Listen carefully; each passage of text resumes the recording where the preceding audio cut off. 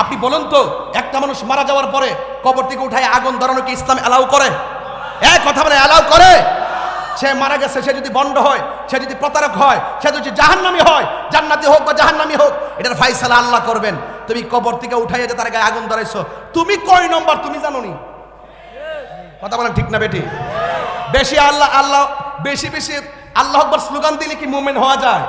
মুমিন হইতে গেলে নবীর মোহব্বত লাগে। কথা বলেন ঠিক না বেটি? এই জন্যই আপনাদেরকে অনেক সময় ধর্ম ব্যবসায়ী বলে, এই জন্য আপনাদেরকে উগ্রবাদী বলে, এই জন্য আপনাদেরকে জঙ্গিবাদী বলে, এই জন্য আপনাদের প্রতি মানুষের আস্থা বিশ্বাস দিনে দিনে উঠে যাচ্ছে, সত্যিকার ইসলামটা কলঙ্কিত হচ্ছে। কথা বলেন ঠিক না বেটে? যারা এই ঘটনার সাথে জড়িত অনতি বিলম্বে তাদেরকে আইনের আওতায় আনতে হবে। কথা বলেন ঠিক না বেটে?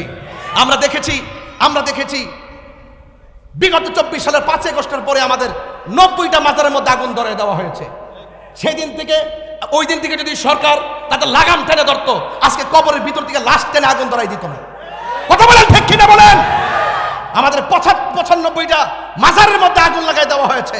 এই দেশে ইসলাম এনেছেন আল্লাহর ওলিগণ, এই দেশে শান্তির বার্তা ঘরে ঘরে পৌঁছে দিয়েছেন আল্লাহর ওলিগণ। সেই আল্লাহর ওলির মাজার যখন আগুন লাগাই দিয়েছেন, বুঝতে হবে আপনারা ইবনু আব্দুল ওয়াহাব নজদীর এজেন্ডা এই দেশে বাস্তবায়ন করতে চান। কথা বলেন ঠিক কিনা?